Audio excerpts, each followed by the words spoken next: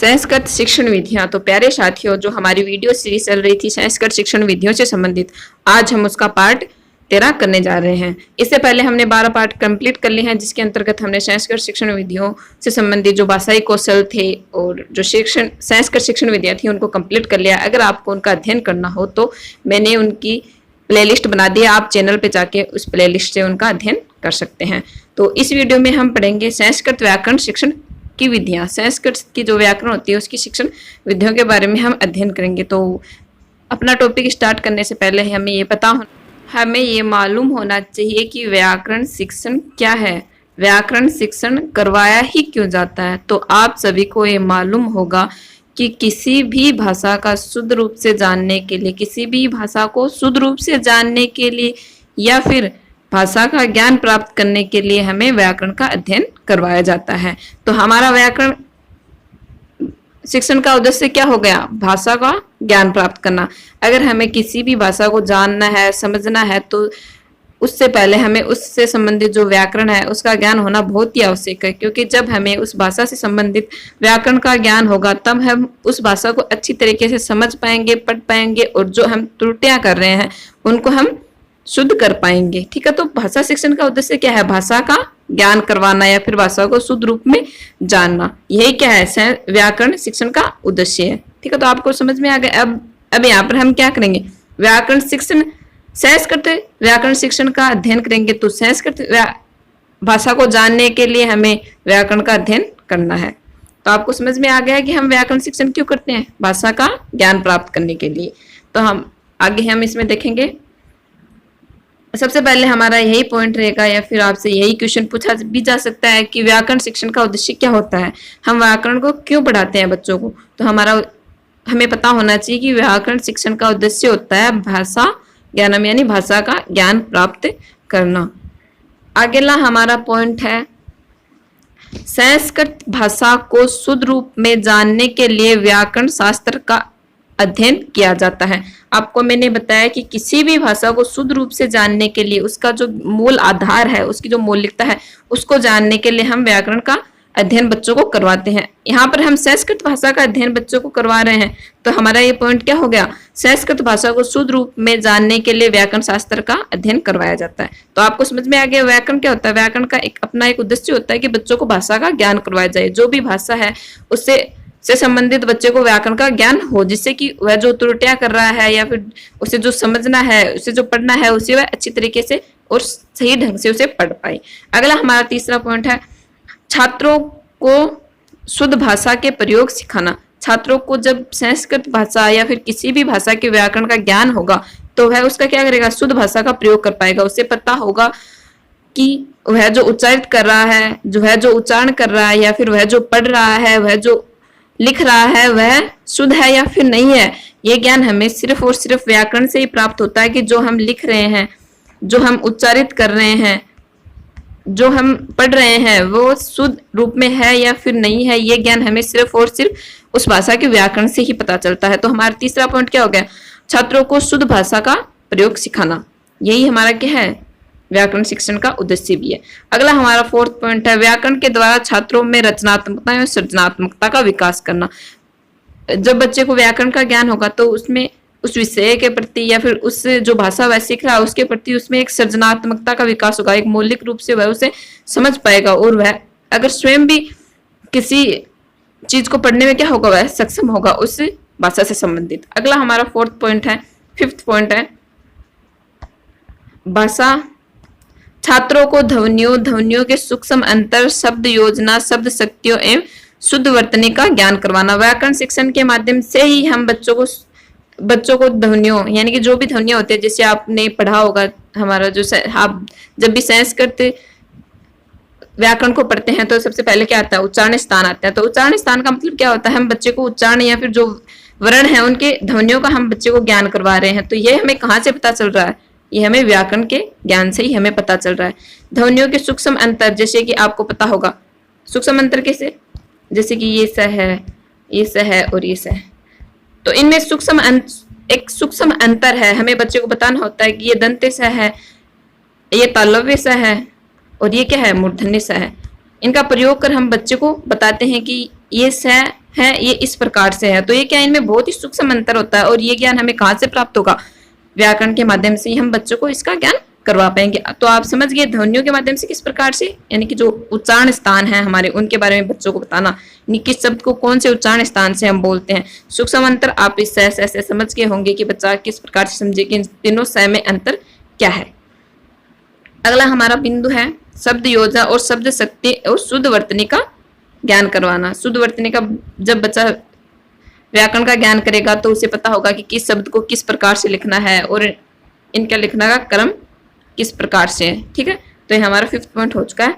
अगला हमारा 6th point है छात्रों को वाक्य रचना के नियम, विराम चिन्ह का शुद्ध प्रयोग आदि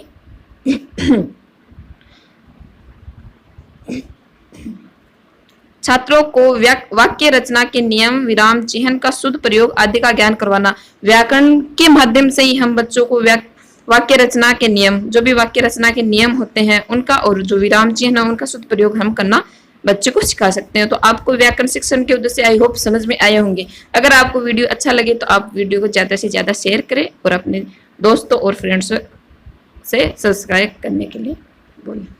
तो हमारा इस वीडियो का आपके लिए मैं एक क्वेश्चन दे रही हूँ जिसका आपको कमेंट सेक्शन में आंसर बताना है कि हमारा प्रथम कौशल कौन सा है। जो पिछले वीडियो थे उनके अंदर हम भाषा के कौशलों के बारे में हमने अध्ययन किया था, तो आपको कमेंट सेक्शन में इसका आंसर देना है कि हमारा प्रथम जो भाषाई कौशल है उनमें प्रथम भाषाई कौशल कौन सा, बच्चा सबसे पहले कौन से भाषाई कौशल को सीखता है। ठीक है, तो अगला हमारा पॉइंट है, अब हम पढ़ेंगे कि व्याकरण शिक्षण की विधियां। व्याकरण शिक्षण, यहाँ पर हम व्याकरण को नहीं पढ़ रहे हैं, व्याकरण शिक्षण की विधियां पढ़ रहे हैं। किस प्रकार से हमें बच्चे को व्याकरण सिखाना है, कौन कौन सी विधियों के माध्यम से हम बच्चे को व्याकरण सिखा रहे हैं। आपको ये पता होगा कि यहाँ पर हम क्या कर रहे हैं, बच्चे को सिखाने के लिए, व्याकरण सिखाने के लिए विधियां पढ़ रहे हैं, न कि हम यहाँ पर व्याकरण का अध्ययन कर रहे हैं।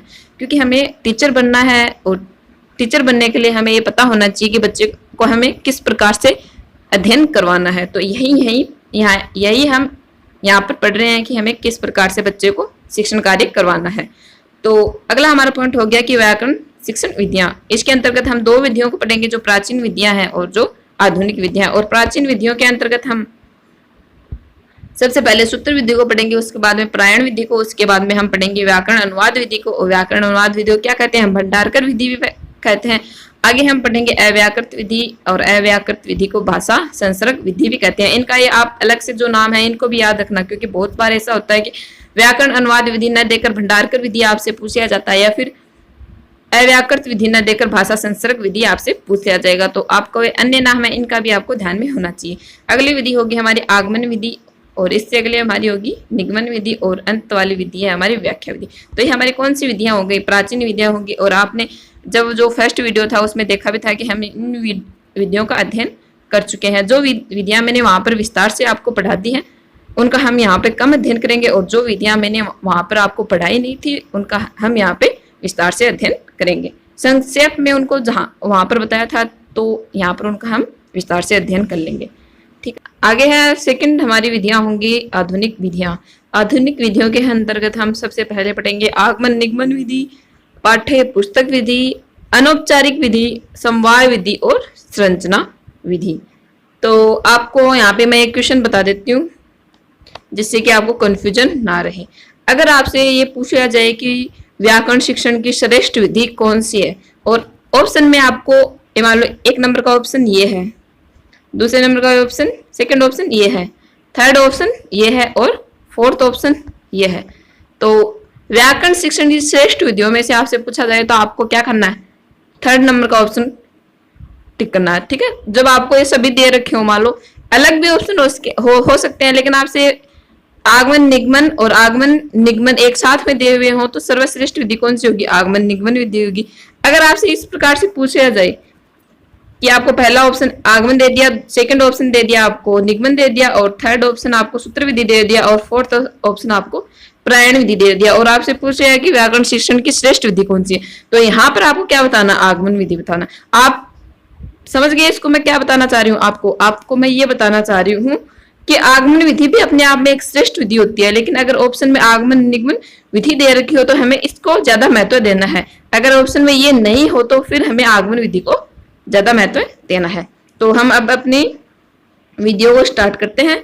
प्राचीन विधियां, पहले हम कंप्लीट प्राचीन विधियों को करेंगे, उसके बाद हम आधुनिक विधियां हैं उनको करेंगे। तो इसमें हमारी पहली विधि है सूत्र विधि। सूत्र विधि को आपने पहले भी पढ़ा होगा और मैं यहाँ पे आप में संक्षेप में आप में एक बार फिर से बता दी हूँ। जैसे कि नाम से स्पष्ट हो रहा है सूत्र विधि, इसके अंदर क्या होगा, बहुत से जो भी क्लिष्ट विषय है या फिर जो भी हमारे विषय वस्तु है उसको सूत्र के रूप में बच्चों को बता दिया जाएगा। जैसे कि आप देख सकते हैं कारक के बहुत संस्कृत में कारक संबंधी सूत्र होते हैं, संधि संबंधी भी सूत्र होते हैं, संधियों को याद करने संबंधी सूत्र होते हैं ना। वही क्या है, जो क्लिष्ट जो बहुत बड़ी बात है उनको संक्षेप में सूत्र के द्वारा दर्शा दिया गया है। तो आप देख सकते हैं सूत्र के भी समास जो अपना प्रकरण होता है उसको भी सूत्र से बताया जाता है। तो ये क्या है, वहां पे किस विधि का प्रयोग हो रहा है, सूत्र विधि का प्रयोग हो रहा है। और सूत्र विधि में क्या किया जाता है, जैसे बहुत ही बड़ी बात होती है, हम जब एक सूत्र को खोलते हैं तो उसके अंतर्गत बहुत ही बड़ी बात हमें दिखाई देती है। तो ये क्या किसका कार्य है कि बहुत बड़ी बात को एक संक्षिप्त रूप में लिखना ही क्या होता है, सूत्र होता है। ठीक है, यानी गागर में सागर भरने जैसा होता है सूत्र विधि। यानी घड़े में घड़ा क्या है, अपने आप में एक छोटा है और घड़े में समुद्र भरने जैसा क्या है, सूत्र विधि है। जैसे घड़ा क्या है, घड़े को मान लो आप सूत्र है और इसमें हमने क्या भर दिया, समुद्र भर दिया, घड़े में समुद्र भर दिया। यानी छोटी सी बात में बहुत ही बड़ी बात छुपा देना, ये क्या होता है, सूत्र विधि का कार्य होता है। और ये क्लिष्ट विषय होते हैं उनके लिए बहुत ही अच्छी विधि भी है। तो हम देखते हैं इसमें क्या लिखा है, सूत्र विधि। इस विधि का मुख्य उद्देश्य घड़े में समुद्र भरना है। इस विधि का मुख्य उद्देश्य क्या है, घड़े में समुद्र भरने का अर्थ होता है कि बहुत ही बड़ी बात को संक्षिप्त रूप में दर्शाना ही घड़े में समुद्र भरना जैसा होता है। अर्थात कम शब्दों में अधिक बात कहना। आप समझिए कि घड़े में समुद्र भरने का अर्थ है कम शब्दों में अधिक बात कहना। इस विधि का उद्देश्य है इसे कम शब्दों में बड़ी बात कहना ही इस विधि का उद्देश्य है। इसे घटे समुद्र पूर्णम विधि भी कहते हैं। अगर आपसे पूछा जाए कि घटे समुद्र पूर्णम विधि किसे कहते हैं, तो ये कौन सी विधि होगी, अपनी सूत्र विधि होगी।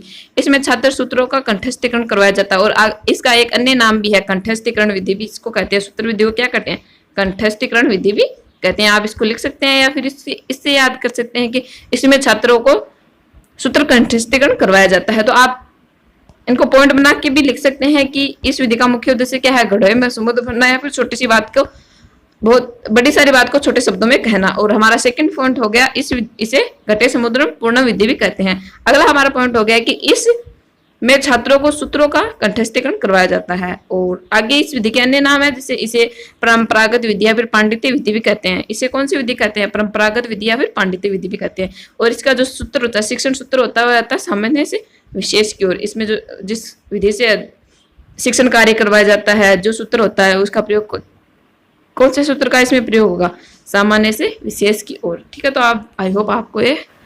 तो हमारी अगली विधि है प्रायण विधि। सेकंड विधि कौन सी है, प्रायण विधि। प्रायण विधि के अंतर्गत क्या होता है कि जो भी मंत्र होते हैं, वैदिक मंत्र होते हैं या फिर कोई ग्रंथ होते हैं या फिर श्लोक होते हैं, उनका बार बार क्या किया जाता है, उच्चारण किया जाता है, यानी कि बार बार उनको कंठस्थ किया जाता है। ये क्या कौन सी विधि होती है, प्रायण विधि। प्रायण विधि में जो वैदिक मंत्र है उनको बार बार कंठस्थीकरण पर उनके जोड़ दिया जाता है। तो हम देखते हैं कि इसमें क्या लिखा हुआ है, यह विधि कंठस्थीकरण पर जोड़ देती है। आपको मैंने बता दिया कि इसमें बार बार वैदिक मंत्रों का उच्चारण किया जाता है, तो किस पे जोड़ देगी है, कंठस्थीकरण पर जोड़ देती है। अगला हमारा पॉइंट होगा सस्वर पठन करना भी इसी विधि का अंग है। सस्वर पठन करना भी कौन सी विधि का अंग है, प्रायण विधि का ही अंग है। अगला हमारा पॉइंट है, यही वह विधि है जो ज्ञान का संरक्षण एक पीढ़ी से दूसरी पीढ़ी में करती है। प्रायण विधि कौन सी कैसी विधि है, यह एक ऐसी विधि है जो ज्ञान का संरक्षण एक पीढ़ी से दूसरी पीढ़ी में करती है। यानी कि एक वैदिक मंत्रों का जो स्थानांतरण है वह एक पीढ़ी से दूसरी पीढ़ी में कौन सी विधि द्वारा किया जाता है, प्रायण विधि द्वारा किया जाता है। तो आपको समझ में आ गया प्रायण विधि पर कंठस्थीकरण पर जो होती है। और सस्वर पाठन अगर आपसे पूछा जाए कि सस्वर पाठन कौन सी विधि में होता है, तो प्रायण विधि के अंतर्गत सस्वर पाठन करवाया जाता है। अगली हमारी विधि है व्याख्या विधि। व्याख्या विधि के अंतर्गत क्या होता है, बच्चे की जितनी भी शंकाएं होती हैं, बच्चे की जितनी भी क्या होती हैं, शंकाएं होती हैं, जितनी भी उसकी समस्या होती है, उनको एक व्याख्या के रूप में बच्चे को बताया जाता है। व्याख्या के रूप में उनका सॉल्यूशन टीचर द्वारा किया जाता है। तो आपको समझ में आ गया व्याख्या विधि में क्या होता है, बच्चे की जितनी भी शंका होती है, जितनी भी उसकी समस्याएं होती है, जो भी वह टीचर से आकांक्षा रखता है कि मुझे अभी टीचर से ये पूछना, उनको टीचर एक व्याख्या के रूप में बच्चे को अध्ययन करवाता है। तो हम देखते हैं कि आगे हमने क्या लिखा है व्याख्या विधि में। तो व्याख्या विधि का हमारा पहला पॉइंट है, इस विधि के माध्यम से शिक्षक छात्रों की शंकाओं का समाधान करता है। मैंने आपको बताया कि इस व्याख्या विधि में सबसे सर्वाधिक जो बल किस पे दिया जाता है, जो बच्चे की जो शंकाएं होती हैं, जो समस्याएं होती हैं, उनके समाधान पर इसमें बल दिया जाता है। अगर आगे है, इसके लिए यानी शंकाओं को दूर करने के लिए टीचर क्या क्या करता है, उनके बारे में हमें आगे बताया गया है कि इसके लिए पद विच्छेद, पदार्थोक्ति, वाक्य योजना, आक्षेप, विग्रह, समस्या समाधान आदि उपागमों का प्रयोग किया जाता है। जो शिक्षक होता है उसके द्वारा बच्चों की शंकाओं का समाधान करने के लिए शिक्षक द्वारा क्या किया जाता है, यदि कोई पद है तो उसका विच्छेद करके बच्चे को बताया जाता है कि यह इसमें यह शब्द है और इस शब्द में यह करता है, यह क्रिया है और यह क्रम है। इस प्रकार से बच्चे को बताया जाएगा। ठीक है, तो किसी भी जो बच्चे की समस्या होगी उसका समाधान करने के लिए शिक्षक द्वारा पद विच्छेद, जो पद है उसका विच्छेद करके बच्चे को बताया जाएगा। पदार्थोक्ति यानी कोई अन्य उक्ति के साथ उस पद को जोड़कर शिक्षक उसे बताएगा ताकि बच्चे को अच्छे से समझ में। अगला हमारा पॉइंट है वाक्य योजना, आक्षेप, विग्रह, समस्या समाधान, यानी बच्चे का विग्रह करके बताया गया है, फिर उसका अन्य को समाधान करके बच्चे की शंकाओं को दूर किया जाएगा। अगला हमारा पॉइंट है, इस विधि का प्रमुख गुण यह है कि यहाँ छात्रों की मानसिक जो क्रियाशीलता होती है उसको बढ़ावा देता है। इस विधि का प्रमुख गुण कौन सा होता है कि यह छात्रों की मानसिक क्रियाशीलता को बढ़ावा देती है, क्योंकि बच्चा इसमें क्या करता है, अधिक से अधिक बातों क्या करता है, ग्रहण करता है। तो ग्रहण करेगा तो क्या होगा, उसकी जो मानसिक क्रियाशीलता है उसमें वृद्धि होगी। लेकिन इसका एक ये दोष भी है कि बच्चे में स्वाध्याय की प्रवृत्ति का विकास नहीं होगा, उसकी तर्क शक्ति का विकास बच्चे में नहीं होगा, क्योंकि बच्चे को सब जो भी उसकी समस्या होती है उनका समाधान टीचर द्वारा बता दिया जाता है, जिससे कि वह तर्क करने की शक्ति या फिर जिज्ञासा या फिर वह स्वाध्याय की प्रकृति उसमें विकसित नहीं हो पाती है। तो इसके गुण का आपको पता चल गया। अगर आपसे पूछा जाए कि व्याख्यान विधि का गुण कौन सा है, तो इसका एक सबसे इंपॉर्टेंट गुण है कि इसमें छात्र की मानसिक क्रियाशीलता को बढ़ाया जाता है, क्योंकि अधिक से अधिक बच्चे को ज्ञान ही दिया जाता है, जो उसकी शंकाएं होती हैं उनके बारे में बच्चे को बताया जाता है। तो उसमें क्या होगा, मानसिक स्तर का तो विकास होगा, लेकिन जो अन्य दो स्तर होते हैं, भावात्मक कौशल और क्रियात्मक कौशल, इनका इसमें विकास नहीं होता। ठीक है, तो आगे है, लेकिन प्रमुख दोष यह है कि यह स्वाध्याय व अभिव्यक्ति के विकास पर जोर नहीं देती। तो मैंने आपको बताया कि इसमें बच्चे में क्या होगा, स्वाध्याय की जो प्रवृत्ति है वह कम होगी और अभिव्यक्ति के जो बच्चा है वह अपनी बातों को अभिव्यक्त करने का जो माध्यम है उसका विकास बच्चे में नहीं हो पाएगा। ठीक है, तो आपको ये समझ में आ गए होंगे। हमने 3 विधियां अभी तक पढ़ ली है। हमारी पहली विधि थी सूत्र विधि, दूसरे में प्रायण, और अभी हमने व्याख्यान विधि पढ़ लिया। तो सूत्र विधि में क्या था, सूत्र के द्वारा बच्चे को पढ़ाया जाता। प्रायण विधि में बार बार एक ही जो वैदिक मंत्र है उनका सहस्वर पठन करवाया जाता, और व्याख्यान विधि में होगा कि बच्चे की जो शंकाएं हैं उनको हम दूर करेंगे। अगली हमारी विधि है व्याकरण अनुवाद विधि। जैसे कि नाम से स्पष्ट हो रहा है कि इसमें क्या किया जा रहा है, व्याकरण का अनुवाद किया जा रहा है। तो आपको एक अन्य नाम भी इसका पूछ लिया जा सकता है, इसे क्या कहते हैं, भंडारकर विधि भी कहते हैं। इसे भंडारकर विधि क्यों कहते हैं, क्योंकि इसके जो प्रतिपादक है वह कौन है, डॉक्टर रामकृष्ण गोपाल भंडारकर ने यह विधि है उसके बारे में बताया था। तो अगर आपसे पूछा जाए कि भंडारकर विधि का अन्य नाम क्या है, तो भंडारकर विधि का अन्य नाम है व्याकरण अनुवाद विधि, या फिर व्याकरण अनुवाद विधि का अन्य नाम पूछा जाए तो वह कौन सी विधि होगी, भंडारकर विधि। इसके अंतर्गत क्या होता है कि बच्चे को एक भाषा से दूसरी भाषा में डायरेक्टली शिक्षण करवाया जाता है। जैसे कि बच्चे को पहले संस्कृत भाषा बता दी, अब संस्कृत भाषा से उसे अंग्रेजी भाषा में पढ़ाया जाता है।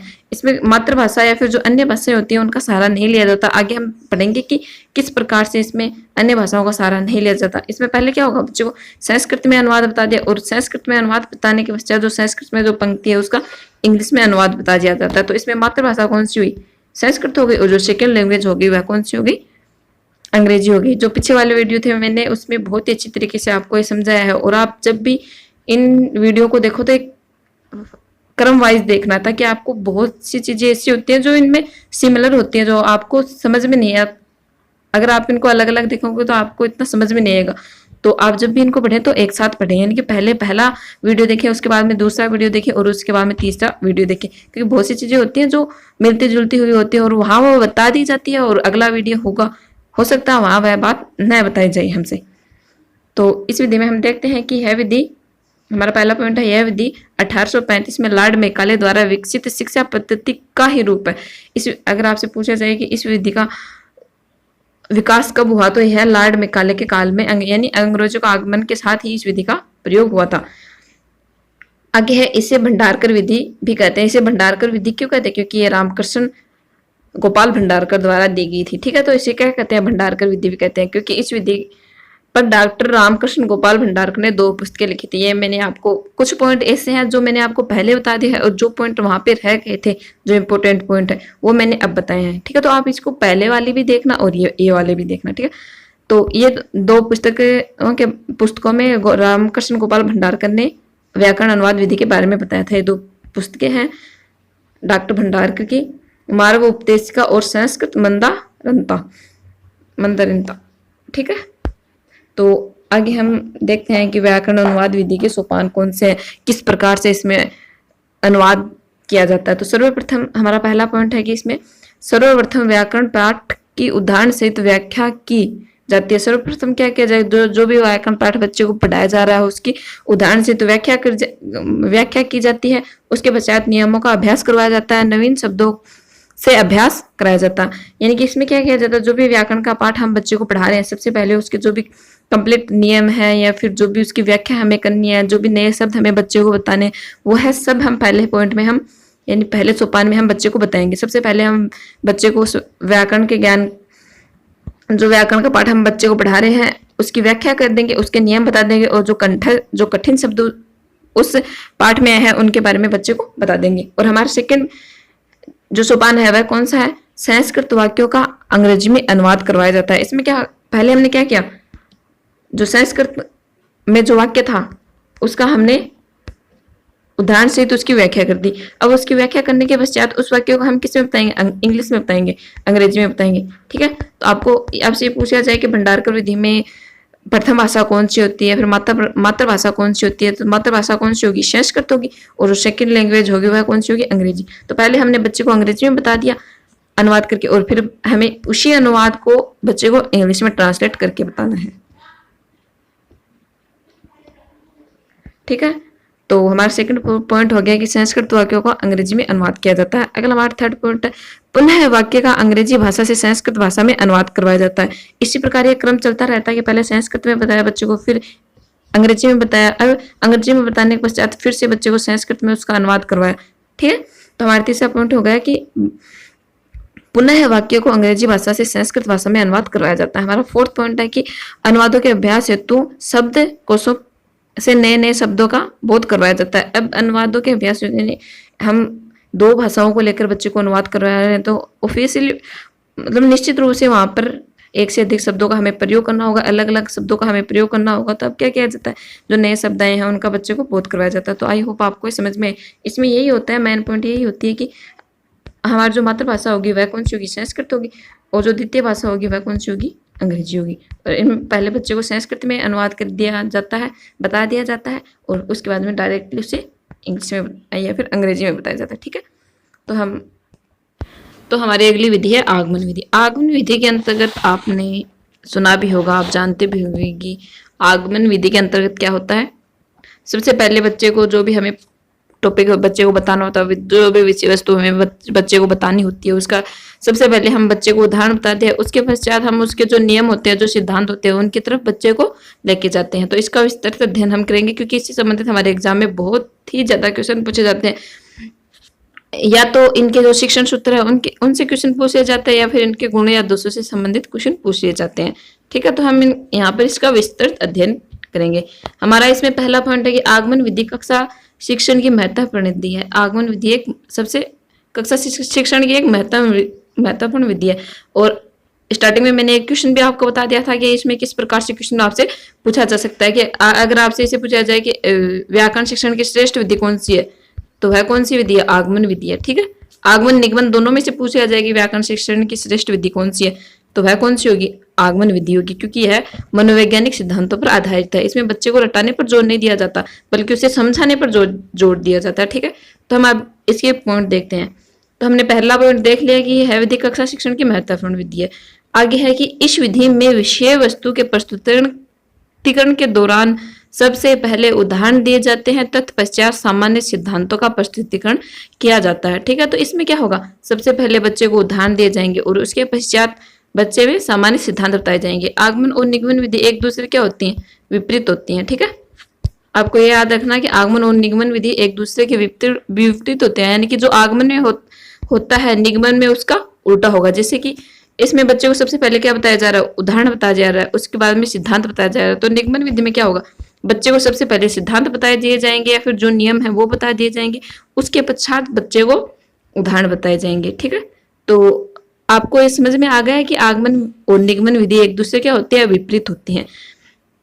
तो इनके जो शिक्षण सूत्र होते हैं, जो विधियां होती हैं, वो भी क्या होंगे, एक दूसरे से विपरीत होंगे। और आपको याद रखने वाले शिक्षण सूत्र उनका हम आगे अध्ययन कर लेंगे, किस प्रकार हम उसे याद कर सकते हैं। तो हमारा अगला पॉइंट है, यह विधि सरल एवं स्वाभाविक है, बार बार प्रयोग के कारण कंठस्थीकरण की आवश्यकता नहीं होती। इसमें क्या किया जाता है, बच्चे को पहले 4-5 या फिर जितने भी एग्जाम्पल होते हैं, जब तक बच्चा उनसे मिलाकर नियम ना निकाले, उसे पर्याप्त पहले उदाहरण बच्चे को बताए जाते हैं। तो इससे क्या होता है, उसमें एक समझ का विकास होता है, एक सरल तरीके से वह उस नियम तक पहुंचने की प्रयास करता है। ठीक है, तो इसमें क्या होता है, यह सरल और स्वाभाविक प्रक्रिया है जो कि बच्चे को कंठस्थीकरण पर जोर नहीं देती है।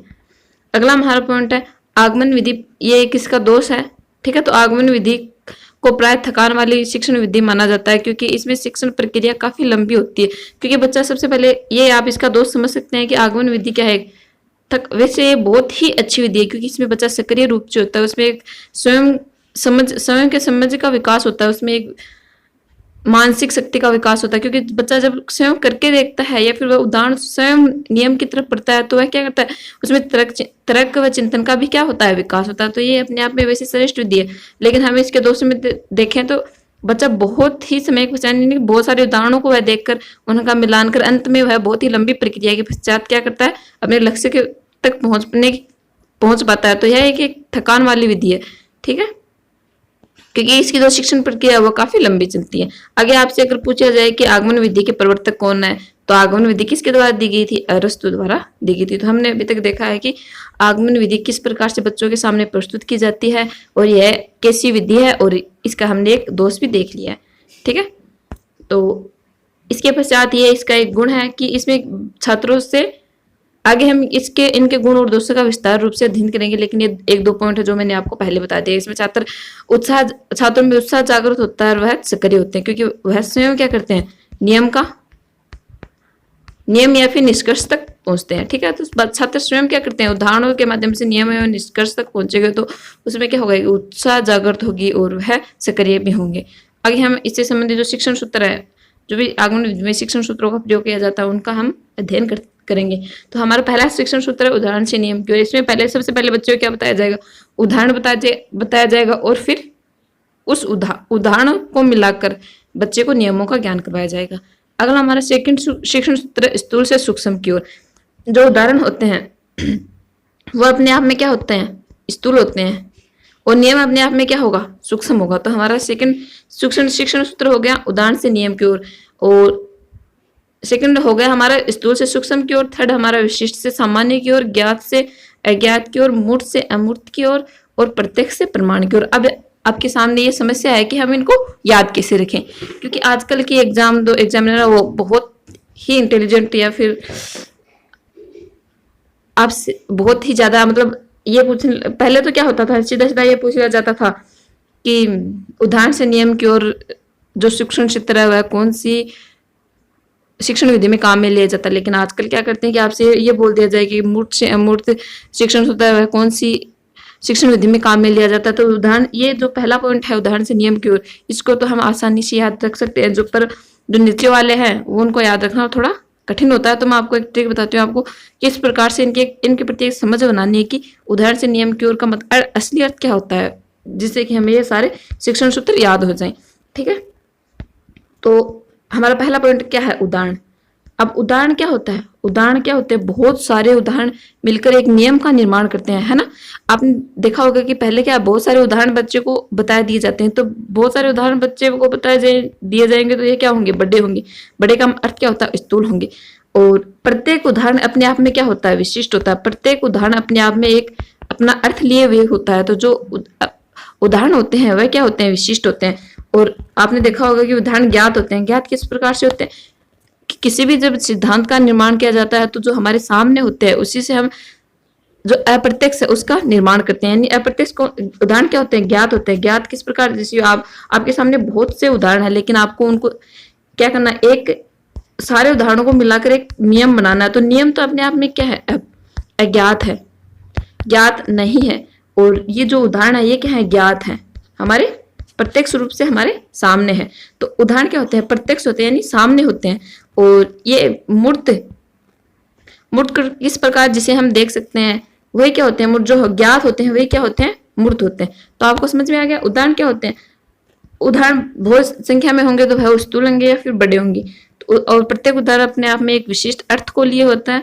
तो उदाहरण क्या होंगे, विशिष्ट होंगे। और प्रत्येक उदाहरण ज्ञात भी होता है, मूर्त भी होते हैं और प्रत्यक्ष रूप में हमारे सामने भी होते हैं। तो उदाहरण से आप कहीं भी आपको ये पहला सिद्धांत याद हो, जैसे कि आपको ये तो पता है कि उदाहरण से नियम की ओर होता है। तो हमेशा उदाहरण क्या होगा, हमेशा उदाहरण स्थूल होगा, उदाहरण अपने आप में विशिष्ट होगा, उदाहरण अपने आप में ज्ञात होंगे और उदाहरण मूर्त होंगे और उदाहरण क्या होंगे, प्रत्यक्ष होंगे। तो आप इस प्रकार से इनको याद रख सकते हैं। तो अब हम अपने पॉइंट पे आते हैं। हमारा पहला नियम भी हो गया उदाहरण से नियम क्यों। तो उदाहरण क्या होंगे, अपने आप में स्थूल यानी बड़े होंगे। और नियम क्या होता है, एक ही होता है, तो वह क्या होगा, सूक्ष्म होगा। और प्रत्येक उदाहरण क्या होता है, विशिष्ट होता है, तो नियम क्या होंगे, सामान्य होंगे। प्रत्येक उदाहरण पर नियम लागू होंगे तो ये क्या होंगे, सामान्य होंगे। उदाहरण ज्ञात होते हैं तो नियम क्या होंगे, अज्ञात होंगे। ठीक है, क्योंकि हमें बहुत से उदाहरणों को मिलाकर एक अज्ञात निष्कर्ष का निर्माण करते हैं तो वह क्या होंगे, अज्ञात होंगे। ठीक है, और उदाहरण क्या मूर्त रूप में हमारे सामने होते हैं और नियम अमूर्त रूप में होते हैं। उदाहरण प्रत्यक्ष रूप में होते हैं, हमारे सामने होते हैं, और नियम होते हैं प्रमाण के रूप में होते हैं। ठीक है, तो आई होप आपको समझ में आई। अगर आपको वीडियो अच्छा लगे तो अपने दोस्तों या फिर फ्रेंड्स के साथ जरूर शेयर करें। तो इसमें हमारा अंतिम पॉइंट है, यह विधि आधुनिक मनोवैज्ञानिक सिद्धांतों के अनुकूल है। आधुनिक मनोविज्ञान या फिर जो मनोवैज्ञानिक सिद्धांत है क्या कहते हैं कि बच्चे में एक तर्क शक्ति या फिर एक मानसिक स्तर का बच्चे में विकास करना चाहिए। तो और उसमें रटने की प्रवृत्ति का विकास बिल्कुल भी नहीं करना चाहिए। तो हमारी जो आगमन विधि है वह रटने की प्रवृत्ति पर बल नहीं देती है। तो यह क्या है, मनोवैज्ञानिक सिद्धांतों के अनुकूल है। अतः व्याकरण शिक्षण की एक श्रेष्ठ विधि है। यह क्या, आपसे पूछा जाए कि व्याकरण शिक्षण की श्रेष्ठ विधि कौन सी है, तो आपको बताना आगमन विधि व्याकरण शिक्षण की श्रेष्ठ विधि है। अगर आपसे आगमन निगमन आपके ऑप्शन में हो तो आपको आगमन निगमन बताना है। अगर आगमन अलग और निगमन अलग हो तो आपको आगमन बताना है। ठीक है, तो इसके आगे हम देखेंगे इससे जो आगमन विधि है उसके गुण कौन से हैं और दोष कौन से हैं। तो सबसे पहले हम देखेंगे आगमन विधि के गुण। यह एक मनोवैज्ञानिक विधि है, इसमें मूर्त से अमूर्त की ओर चलते हैं। हमने देखा कि मनोवैज्ञानिक विधि किस प्रकार है, क्योंकि इसमें बच्चे को ध्यान में रखकर बच्चे की जो मानसिक शक्तियां हैं या फिर जो उनमें बच्चे में तर्क शक्ति का विकास किया जाता है, बच्चे में रटने की प्रवृत्ति पर बल नहीं दिया जाता, कंठस्थीकरण पर बल नहीं दिया जाता। तो यह क्या है, एक मनोवैज्ञानिक विधि है। इसमें मूर्त से अमूर्त की ओर, बच्चे को जो ज्ञात है उससे अज्ञात की ओर बच्चे को ले जाया जाता है। ठीक है, मूर्त का मतलब है जो उसके सामने होता है, प्रत्यक्ष रूप से उसके सामने होता है। ठीक है, और अमूर्त का मतलब जो उसके सामने नहीं होता, अप्रत्यक्ष होता है, इसकी ओर बच्चे को क्या ले जाया जाता है। और मूर्त का मतलब ज्ञात होता है, बच्चे को जो ज्ञात है, जो पहले से बच्चे को ज्ञात है, उससे बच्चे को किसकी तरफ ले जाया जाता है, अज्ञात की, यानी पूर्व ज्ञान के आधार पर ही उसके नवीन ज्ञान उसे दिया जाता है। तो यह क्या है, एक मनोवैज्ञानिक विधि है। इसके अंतर्गत मूर्त से अमूर्त की ओर चलते हैं। अगला हमारा सेकंड पॉइंट है, इस विधि के अंतर्गत उदाहरणों के द्वारा कक्षा के वातावरण को सजीव एवं रुचिकर बनाया जाता है। सबसे पहले बच्चे को उदाहरण बता दिए जाते हैं, तो इससे क्या होगा, कक्षा का वातावरण सजीव एवं रुचिकर बनेगा। हमारा थर्ड पॉइंट है, इस विधि में छात्र अध्ययन में रुचि लेते हैं, क्योंकि इस विधि में छात्रों से क्या बोला जाता है, बहुत सारे उदाहरण बच्चों को बता दिए जाते हैं और उनसे एक निष्कर्ष निकालना होता है। तो बच्चे क्या करते हैं, अध्ययन में रुचि लेते हैं। इसमें ज्यादातर क्या होता है, बच्चों की भूमिका होती है। अगला हमारा फोर्थ पॉइंट है, इस विधि में छात्र तर्क के आधार पर किसी निष्कर्ष पर पहुंचते हैं। तर्क के आधार पर बच्चे क्या करते हैं, निष्कर्ष पर पहुंचते हैं। बहुत सारे उदाहरण होते हैं, उनका मिलान करते हैं, उनसे तर्क के आधार पर अपनी सोचने की क्षमता या फिर जो भी उनमें जो भी सिमिलर होता है, जो भी समान होता है, उसके आधार पर क्या पहुंचते हैं, वो एक निष्कर्ष तक पहुंचते हैं। तो उनमें क्या होता है, तर्क शक्ति का विकास होता है, स्वयं अध्ययन की शक्ति का भी विकास होता है। तो यह क्या है, अपने आप में एक श्रेष्ठ विधि है। हमारा अगला और अंतिम पॉइंट है, आगमन विधि के द्वारा छात्रों के ज्ञान को स्थायी रूप प्रदान किया जाता है। आगमन विधि में क्या होता है, बहुत सारे उदाहरण बच्चों को बता दिए जाएंगे, उसके पश्चात वह नियमों को नियम पर निकलेगा। तो उसने क्या किया, पहले उदाहरणों का अध्ययन किया और फिर वह स्वयं नियम तक पहुंचा। तो इसमें क्या होगा, स्थायी ज्ञान का एक स्थायी रूप प्रदान होगा उसे। ठीक है, तो आपसे अगर पूछा जाए कि कौन सी विधि है जो ज्ञान को स्थायी बनाती है, आगमन और निगमन दोनों में से, तो कौन सी विधि है, आगमन विधि ज्ञान को क्या बनाती है, स्थायी बनाती है। ठीक है, अब हम देखते हैं कि इसके दोष कौन से। प्रत्येक विधि कुछ गुण और दोष भी होते हैं, तो हमने गुणों को देख लिया, अब हमें इसके दोष देखते हैं। हमारा पहला दोष है, आगमन विधि में अध्यापक को उदाहरण देने की कला में प्रवीण होना चाहिए। ये दोष है कि जो भी टीचर है या फिर जो भी अध्यापक है, उसका उदाहरण बच्चों को है उदाहरण किस प्रकार से दे, इस कला में उन्हें निपुण होना चाहिए। हमारा सेकंड दोष है इसमें, इसके अंतर्गत अनेक प्रकार के उदाहरण दिए जाते हैं जिससे कि समय नष्ट होता है। इसमें क्या होता है, प्रत्येक, और ये भी एक इसका है कि प्रत्येक टॉपिक हम उदाहरणों के माध्यम से नहीं बता सकते बच्चों को, और अगर हम प्रत्येक टॉपिक को उदाहरणों के माध्यम से निष्कर्ष तक पहुंचेंगे तो इसमें क्या होगा, समय बहुत ही खराब होगा। ठीक है, क्योंकि बच्चे पहले उदाहरणों को देखेंगे, जो भी उसके उनके पास 5, 6 या फिर 10 उदाहरण है उनको देखेंगे, उसके पश्चात वह एक तर्क करेंगे, उनपे जो सिमिलर है उनको ढूंढेंगे, यानी कौन कौन सी उनमें समानता है उनका वह पता लगाएंगे, उसके पश्चात वह निष्कर्ष तक पहुंचेंगे। तो इसमें प्रत्येक हमारी जो विषय वस्तु है फिर प्रत्येक टॉपिक को हम इस प्रकार नहीं पढ़ा सकते, और इसमें समय भी बहुत खर्च होता है, और यह उच्च स्तर के लिए उपयोगी है। आप यहाँ पे इस पंक्ति को लिख लेना कि यह उच्च स्तर के लिए अधिक उपयोगी है, क्योंकि प्राथमिक स्तर पर बच्चों में इतना विकास नहीं होता कि वह निष्कर्ष तक पहुंच पाए। आप इस लाइन को एक बार रहने देना, पता नहीं मेरे को यहाँ पे क्या लिखा हुआ था। ठीक है, आगे हम देखते हैं निगमन विधि। तो निगमन विधि के अंतर्गत मैंने आपको बताया है कि ये क्या होती है, आगमन की उल्टी होती है। ठीक है, निगमन और आगमन विधि एक दूसरे क्या होती है, विपरीत होती है। तो आगमन विधि में हमने पहले बच्चों को क्या बताया था, उदाहरण बताया था, उसके बाद नियम बताया था। तो निगमन विधि में हम क्या करेंगे, बच्चे को पहले नियम बताएंगे, उसके पश्चात आप उदाहरण बताएंगे। ठीक है, तो आप इसे इस प्रकार से याद रखिए, निगमन का न है तो इसमें पहले नियम बताए जाएंगे, और जो आपको पता है कि आगमन इसकी उल्टी है तो इसमें क्या बताए जाएंगे, उदाहरण बताए जाएंगे। ठीक है, तो हम देखते हैं अपनी निगमन विधि। यह विधि आगमन की विपरीत विधि होती है। ठीक है, यह विधि क्या होती है, आगमन की विपरीत होती है, क्योंकि इसमें छात्र के सामने पहले सिद्धांत रखा जाता है, फिर विभिन्न प्रकार के उदाहरण द्वारा उनकी पुष्टि की जाती है। ठीक है, मैंने आपको बता दिया है कि इसमें पहले बच्चे को सिद्धांत बताए जाते हैं, उसके पश्चात बच्चे को उदाहरण बताए जाते हैं। इस प्रकार इस बीच में शिक्षण सूत्र सामान्य से विशिष्ट की ओर चलता है। इस जो निगमन विधि है उसमें जो शिक्षण सूत्र वह किस तरह से लेगा, सामान्य से विशिष्ट की ओर, क्योंकि नियम क्या होते हैं, अपने आप में सामान्य होते हैं, और उदाहरण क्या होते हैं, विशिष्ट होते हैं। तो जो हमारा शिक्षण सूत्र होगा वह होगा सामान्य से विशिष्ट की ओर। यह मैंने आपको पीछे बता दिया है। अगला आपसे पूछा जाए कि निगमन विधि के जनक कौन है, तो वह भी कौन है, अरस्तु ही है, और आगमन विधि के जनक भी कौन है, अरस्तु ही है।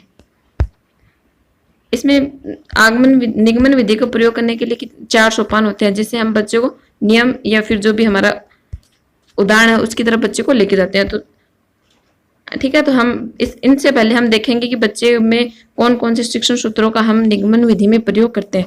तो मैं आपको यहाँ पे शॉर्टली बता देती हूँ, क्योंकि मैंने पहले जो आगमन विधि पढ़ी थी उसमें आपको इनको याद करने का तरीका बता दिया। तो पहला नियम तो हमारे यही होगा कि इसमें क्या होगा, नियम से उदाहरण की ओर हम चलेंगे।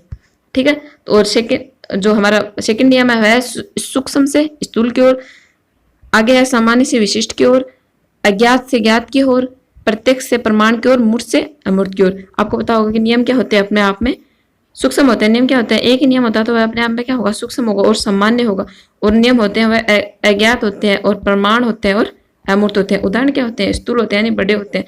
प्रत्येक उदाहरण अपने आप में एक विशिष्ट अर्थ लिए होते हैं, और प्रत्येक उदाहरण ज्ञात होता है जो हमारे सामने होता है। प्रत्येक उदाहरण हमारे सामने होते हैं, सामने होने का मतलब प्रत्यक्ष होते हैं, और ये क्या होते हैं, मूर्त होते हैं।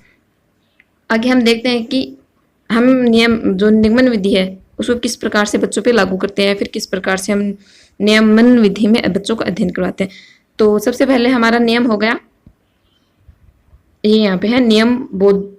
सबसे पहले हम बच्चों को नियम का बोध करवाएंगे, उसके पश्चात नियम को क्या करेंगे, बच्चे के सामने स्पष्ट करेंगे। स्पष्ट करने के पश्चात नियम पर परीक्षण करेंगे। परीक्षण का मतलब है उन्हें उदाहरणों से के माध्यम से बच्चे को समझाएंगे, और उदाहरण के माध्यम से समझाने के पश्चात हम सत्यापन करेंगे। ठीक है, तो आपको ये समझ में आ गया। बच्चे को सबसे पहले हम क्या कराएंगे, नियमों का बोध करवाएंगे। ठीक है, नियम बोधन के पश्चात जो नियम हमने बच्चे, मान लो इसमें हमने नियम बच्चे को बता दिया, नियम बच्चे को बताने के पश्चात हम उस नियम का क्या करेंगे, स्पष्टीकरण करेंगे। स्पष्टीकरण के लिए स्पष्टीकरण करने के पश्चात किया है नियम इस प्रकार से। स्पष्टीकरण करने के पश्चात हम उदाहरणों के माध्यम से उस नियम तक पहुंचने क्या करेंगे, कोशिश करेंगे, और लास्ट में हम क्या करेंगे, बहुत सारे उदाहरणों को मिलाकर उनका सत्यापन करेंगे। ठीक है, तो आगे है इस विधि के गुण या फिर दोष। तो सबसे पहले हम निगमन विधि के गुणों को देखते हैं। तो हमारा पहला गुण है, इस विधि के अंतर्गत किसी भी पाठ्यक्रम को हम एक निश्चित समय में खत्म कर सकते हैं। निगमन विधि का सबसे अच्छा गुण यही होता है कि इसमें जो पाठ होता है या फिर जो भी हमारी विषय वस्तु का उसको हम कम समय में या फिर निश्चित समय में हम उसको खत्म कर सकते हैं। इसमें क्या होता है कि बच्चे को पहले उदाहरण बता दिए, पहले नियम बता दिए हमने बच्चे को, उसके पास बच्चे को उदाहरण बता दिया, तो इसमें क्या होगा, बच्चे को ज़्यादा समय भी नहीं लगेगा और हमारा जो कोर्स है या फिर जो सिलेबस है वो जल्दी से जल्दी कंप्लीट भी हो जाएगा। तो हमारा पहला गुण क्या होता है, पहला गुण है कि निश्चित समय में हम पाठ्यक्रम को कंप्लीट कर सकते हैं। आगे है, और 2-3 उदाहरणों के द्वारा हम किसी सिद्धांत या फिर नियम की पुष्टि कर सकते हैं। लेकिन हम 2-3 उदाहरणों के द्वारा किसी नियम या फिर सिद्धांत की बच्चे में पुष्टि तो कर सकते हैं, लेकिन उसके प्रति बच्चे में एक समझ विकसित नहीं होगी, उसमें तर्क करने की शक्ति विकास नहीं होगी, क्योंकि हमने बच्चे को पहले नियम तो हमने बच्चे को पहले बता दिया, तो वह क्या उसमें ज़्यादा मनन या फिर जो तर्क है वह नहीं कर पाएगा। और क्योंकि बच्चे को हमने उदाहरण पहले हमने नियम बता दिया तो वह उदाहरण तो अपने आप ही कर लेगा। इसमें क्या होता है, और ज़्यादा इसमें उदाहरण भी नहीं बताए जाते, क्योंकि आगमन विधियों में तो 4-5 या फिर 10 उदाहरण बच्चे को बता दिए जाते हैं और उनको मिलाने के पश्चात एक नियम तक पहुंचा जाता है। इसमें क्या होता है कि पहले नियम बता दिए, उसके पश्चात आप बच्चे को 2 बताओ या फिर 3 बताओ या फिर आपकी जितनी भी इच्छा हो उतने आप उदाहरण बच्चे को बता सकते हैं और आसानी से आप उस बच्चे को संतुष्ट भी कर सकते हैं। ठीक है, तो ये हमारा पहला गुण हो गया इसका कि समय पर हम पाठ्यक्रम या फिर सिलेबस पूरा कर सकते हैं और 2 या फिर 3 उदाहरण बचाकर नियम की पुष्टि भी कर सकते हैं। अगला हमारा सेकंड पॉइंट है, यह विधि उच्च स्तर पर भी उपयोगी सिद्ध होती है। यह विधि क्या होगी, उच्च स्तर पर भी उपयोगी सिद्ध होगी। और अगला हमारा पॉइंट है तीसरा, यह इस विधि के अंतर्गत छात्रों को कम परिश्रम करना पड़ता है, क्योंकि शिक्षक द्वारा ही सब कुछ बता दिया जाएगा। शिक्षक द्वारा पहले नियम बता दिए जाएंगे, उसके पश्चात उदाहरण बता दिए जाएंगे, तो छात्रों क्या होगा, इसमें कम मेहनत करनी पड़ेगी। लेकिन जब छात्रों को कम मेहनत करनी पड़ेगी तो वह सक्रिय कम होंगे और उनमें तर्क शक्ति का भी विकास कम होगा और उनमें स्वाध्याय की भी क्या होगी, कमी होगी। तो ये सब क्या है, इसके दोष भी हैं। ठीक है, तो इसी वजह से इसको क्या नहीं माना है, श्रेष्ठ विधि भी नहीं माना गया। ठीक है, तो हमारा तीसरा गुण देख रहे थे हम कि इसमें छात्रों को कम परिश्रम करना पड़ता है, अध्यापक सरलता से इसका निराकरण भी कर सकता है। आगे हम देखते हैं निगमन विधि के दोष। इसमें छात्र सक्रिय नहीं रहता, क्योंकि शिक्षक द्वारा इसमें सब कुछ बता दिया जाता है, नियम भी बता दिए, उदाहरण भी बता दिए, छात्र क्या होगा, ज्यादा सक्रिय या फिर एक्टिव नहीं रहेगा। आगे है, इसको बाल केंद्रित नहीं कहा जा सकता। आप एक चीज हमेशा ध्यान रखना, मनोविज्ञान में आपने पढ़ा भी होगा या फिर मैं आपको बता दूं कि जो भी विषय वस्तु या फिर जो भी हमारी विधि जो कि बाल केंद्रित नहीं है वह मनोविज्ञान के नियमों के अनुकूल नहीं है। अगर आपको कहीं पे भी ये ऐसा दिख जाए कि है अमनोवैज्ञानिक है, तो आप वहां पे समझ जाना है कि वहां पे बालक को अधिक महत्व नहीं दिया जा रहा है, वह विधि है वह क्या है, बाल केंद्रित नहीं है। तो यह निगमन विधि क्या है, एक अमनोवैज्ञानिक विधि भी है। ठीक है, तो इसमें क्या है, बाल केंद्रित नहीं होती है। हमारा सेकंड पॉइंट हो गया, इसको बाल केंद्रित नहीं कहा जा सकता, क्योंकि इसमें बालक पे इतना ध्यान नहीं दिया जाता, शिक्षक ही सब कुछ बता देता है। अगला हमारा है, छात्रवृत्ति को प्रोत्साहन मिलता है। इसमें है कि छात्रवृत्ति को प्रोत्साहन नहीं मिलता। ठीक है, आप इसमें यहाँ पे करेक्शन करना कि जो छात्र होते हैं उनको प्रोत्साहन नहीं मिलता। अगला हमारा, छात्रों को सोचने का अवसर नहीं मिलता। ठीक है, तो इसमें क्या होगा, शिक्षक द्वारा सब कुछ नियम बता दिए जाएंगे, उदाहरण बता दिए जाएंगे, तो उनमें सोचने का अवसर भी नहीं मिलता उनके, और जो तर्क शक्ति है उसका भी विकास नहीं होता, जो मानसिक शक्ति है उसका भी बच्चों में कम ही विकास होता है। ठीक है, तो हमारा लास्ट पॉइंट है, प्राथमिक स्तर पर इसका प्रयोग किया जाना कठिन है। जो आगमन विधि थी उसका प्रयोग हम प्राथमिक स्तर पर कर सकते हैं, बच्चों को जहां तक हो सके आप उसमें करेक्शन कर लेना, मैंने आपको ये छुटवाया था यहाँ पे। उच्च स्तर के लिए यह उपयोगी नहीं है। ठीक है, ये इसका दोष है कि उच्च स्तर के लिए उपयोगी नहीं, क्योंकि आगमन विधि होती है वह ज्यादातर प्राथमिक कक्षाओं के लिए उपयोगी होती है। ठीक है, ये आप यहाँ पे याद रखना। और अभी हमने निगमन विधि में ये दोष पढ़ा है कि प्राथमिक स्तर पर इसका प्रयोग किया जाना कठिन है, क्योंकि बच्चे को प्राथमिक स्तर पर जहां तक हो सके उसे आगमन विधि से पढ़ा जाए, उसके अंतर्गत एक जो भी वह विषय वस्तु पढ़ रहा है उसके प्रति उसके अंतर्गत सोच या फिर समझ विकसित हमें बच्चे के अंदर करनी है। तो यह क्या है, आगमन निगमन विधि का एक दोस्त है कि प्राथमिक स्तर पर इससे पढ़ाया जाना कठिन है। आगे हम देखेंगे आधुनिक विधियां। तो आधुनिक विधियों के अंतर्गत हमारी पहली विधि है आगमन निगमन विधि है। तो मैंने आपको पीछे आगमन और निगमन विधि के बारे में बहुत ही विस्तार से पढ़ा दिया है, तो बार बार उसी चीज को रिपीट करना मेरे हिसाब से तो कोई खास बात नहीं है, मतलब कोई कुछ खास नहीं है इनमें। और उन दोनों को आपको एक जा करके पढ़ोगे आप तो यही क्या होगा, आगमन निगमन विधि हो गया। लेकिन आप ये याद रखना कि ये क्या है, व्याकरण शिक्षण की श्रेष्ठ विधि है। अगर आपसे आगमन, अगर मैंने आपको पहले बता दिया है कि आपसे इसमें किस प्रकार से क्वेश्चन पूछा जा सकता है और किस प्रकार से आपको आंसर देना, तो आप स्टार्टिंग में देख लेना। तो आगमन निगमन विधि, सबसे पहले हमारी विधि है आगमन निगमन विधि। तो इस यह व्याकरण शिक्षण की श्रेष्ठ विधि है, इससे प्राप्त ज्ञान होता है वह स्थायी व रोचक होता है। ठीक है, तो अगली हमारी सेकंड विधि है अनौपचारिक विधि। तो एक तो आप ये ध्यान रखें अनौपचारिक विधि, अनौपचारिक विधि में क्या होगा, हमें बच्चों को औपचारिक रूप से जो व्याकरण है उसका अध्ययन नहीं करवाएंगे। ठीक है, तो इस विधि का पहला प्रथम पॉइंट है कि इस विधि में व्याकरण का कोई औपचारिक अध्ययन नहीं करवाया जाता है। औपचारिक अध्ययन का मतलब होता है बच्चे को विस्तार से या फिर अलग से बच्चे को व्याकरण का ज्ञान नहीं करवाया जाता है। अगर हम किसी पाठ को बच्चे को पढ़ा रहे हैं तो वहीं पर अगर उसका व्याकरण का कोई वाक्य आ गया तो हम वहीं पर उसका ज्ञान करवा देंगे, न कि बच्चे को अलग से व्याकरण का ज्ञान करवाएंगे। अनौपचारिक का अर्थ होता है कि अलग से बच्चे को व्याकरण का ज्ञान न करवाना, एक अलग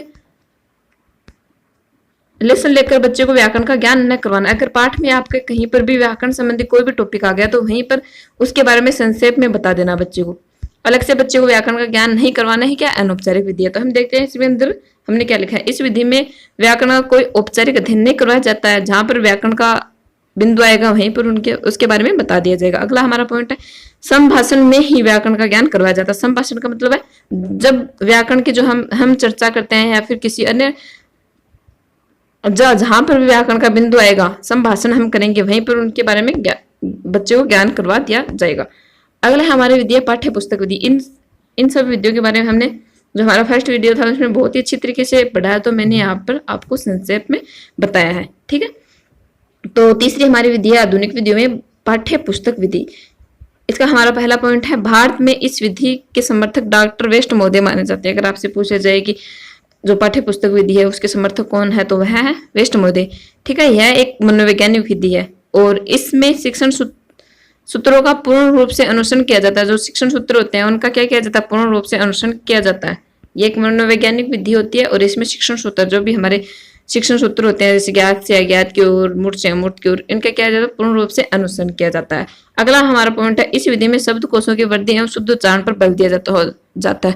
जो हमारे पाठ्य पुस्तक विधि होती है उसमें शब्दकोश की वृद्धि एवं शुद्ध उच्चारण पर क्या दिया जाएगा, बल दिया जाएगा। इसको आप पहले वीडियो में पढ़ लेना, वह मैंने बहुत ही अच्छी तरीके से, जब जो पहला है सेकंड है या फिर थर्ड वीडियो है उनमें मैंने आधुनिक विधियां करवाई हैं, उनके अंतर्गत मैंने इनका जो गुण है जो दोष है और इसको विस्तार रूप से वहां पे पढ़ाया।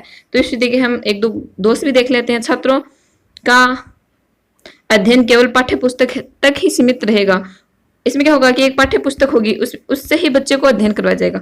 मैं आपको संक्षेप में बता दूं कि इसमें क्या होता है, एक पाठ्य पुस्तक होती है जैसे कि हमें पढ़ाया जाता है या फिर जो विद्यालय होते हैं उनमें एक पाठ्य पुस्तक से ही बच्चे को पढ़ाया जाता है, तो बच्चे का ज्ञान होगा वह क्या होगा उस पाठ्य पुस्तक ही इर्द गिर्द घूमता रहेगा, उससे अलग बच्चे को ज्ञान नहीं करवाया जाता। और शिक्षक होता है वही क्या कर लेता है, उस पाठ्य पुस्तक में जो सिलेबस होता है उसको ही साध्य मान लेता है।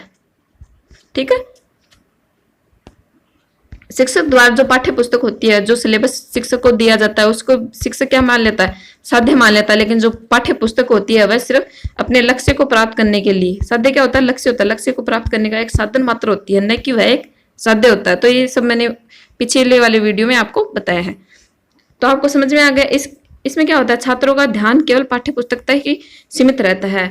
और इसमें अगला हमारा पॉइंट है इसमें व्याकरण के क्रमबद्ध अध्ययन का अभाव रहता है। अगली हमारी विधि है समवाय विधि। समवाय विधि में क्या होता है, हमारा पहला पॉइंट है कि व्याकरण का नियमित अध्ययन नहीं करवाया जाता, प्रसंग आने पर व्याकरण का ज्ञान दिया जाता है। ये भी मैंने पीछे आपको बताया है कि समवाय विधि में क्या होगा, व्याकरण को अलग से ज्ञान नहीं दिया जाएगा, व्याकरण का जहां पर प्रसंग आएगा वहीं पर उसका ज्ञान दिया जाएगा।